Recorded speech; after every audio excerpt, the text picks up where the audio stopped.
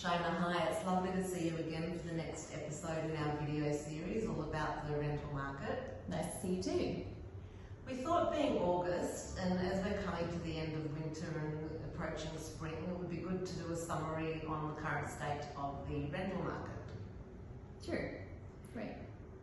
So if we start with vacancy rates, because we notice that there's often seasonal changes, how are things going at the moment within our office and overall? Overall, sure. So in the winter months, traditionally what happens is people who are from Europe go back to Europe for the Northern Hemisphere summer.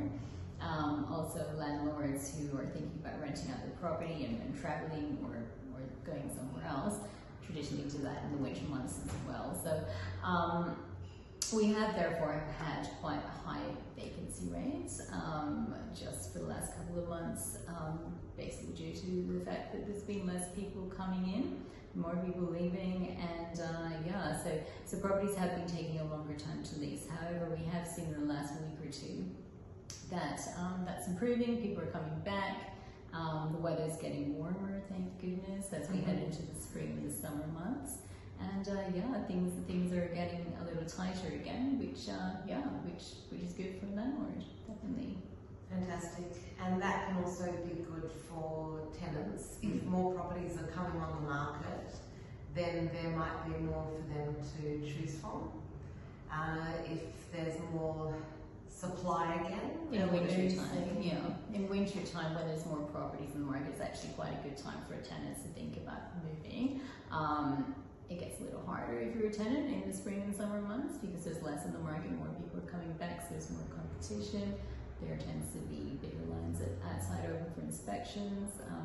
We had about 15 properties on the market, say a few weeks ago. Now we've got about 3, so things are definitely, even the ones that are taking a little while to lease are now going quite quickly. So So can that then drive the rents up again? Can we see then that the prices for these rental properties might go a little higher than they were in the winter market? Yeah, so you can only increase the rent once in a 12-month period. The springtime is quite a good time to increase the rent. We have to give the tenants 60 days notice. So there's, we're seeing a lot of that happening at the moment, whereas maybe in midwinter people are a little bit hesitant to issue a rent increase because there's a lot on the market already.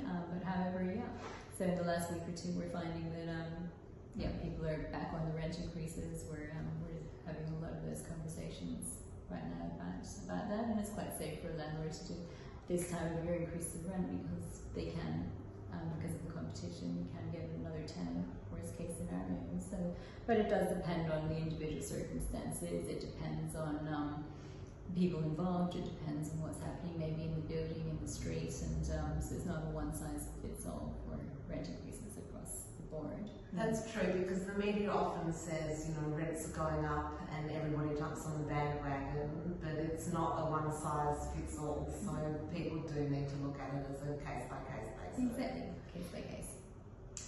One other thing that's been in the media recently is Chris Minns talking about yet another change in legislation, which is the no grounds termination. We've said it's no grounds for alarm because it's not coming out immediately. Can you let our clients know a bit more? Sure. So it's not coming out immediately. It will be in 2025. So the government are trying to pass legislation, which means that instead of being allowed to issue the tenant termination notice without giving a reason, or no grounds, as they've said, you actually will have to specify the reason for getting the tenant out.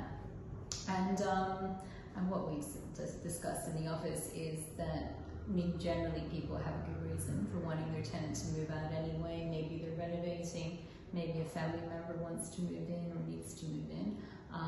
Maybe they're going to sell, or else maybe the tenant's doing the wrong thing. So if that is the case, usually the government aren't going to ban people from evicting or their tenants for those types of reasons. So it's not really, I don't think it's anything to worry about. Generally speaking, it's instead of being able to give notice to a tenant without giving a reason. They just have to specify what the reason is. And So back it up it with shouldn't the be evidence much to difference. Yeah, exactly. So there shouldn't be too different to what happens at the moment.